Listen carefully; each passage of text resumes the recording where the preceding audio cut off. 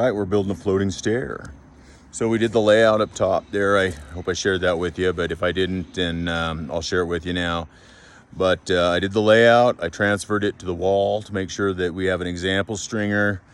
Then I go ahead and take my measurements, make sure everything's working. It was all within about 3/16 to 1/4 of an inch. So it all looks really good. Put up my temporary in the middle, a temporary fake tread, a top tread, and a lower tread to make sure that everything's running correctly.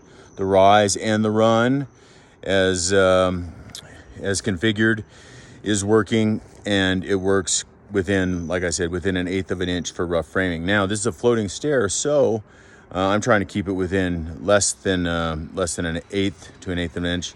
And then on top of all that, we have the treads, these big, thick butcher block treads, everything else. So there's going to be some variables there in the size, even though I'm going to cut them all the same size. They're going to fluctuate maybe 1/8 or so. So if you have more than a couple things fluctuate 1/8, you can get past 1/4 to 1/2 inch real quick. So it's very important to make sure that you're doing everything correctly each stage. So for instance, the floating beam, the center beam, that stringer, my only stringer, has to be perfect as I can get it. I got it within 1/8 of an inch. Then my treads, I'm gonna have to get my treads real tight within 1/8 of an inch with their brackets. So I built a bracket here. Here's one temporary bracket that'll go on top of the stringer here. And then this is my cut. It's short to long, and I have my layout and everything else. A couple of my glue lambs ready to be prepped for a stair or a tread. And then, of course, my bracket material, my angle iron, a bunch of my post material, and then this is my railing material for top rail. That will be my top rail for my railing. And then there's my square tube. That'll be my posts for my railing, and then my cable, which I don't really have on site yet, but it's this stuff.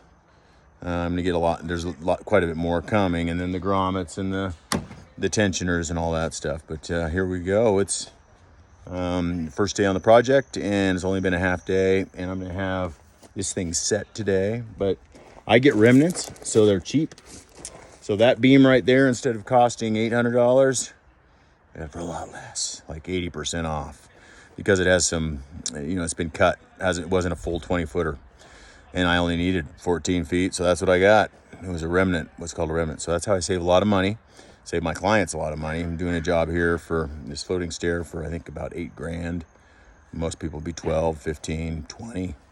So good for my clients and good for me. Anyways, that's it. We're doing a floating stair. I'll fill you in as we get finished up here. But first, kind of full half day on the project. And we're looking at getting the stair beam set and a couple of example treads on, confirming that we know exactly what we're doing, and it's going to look beautiful.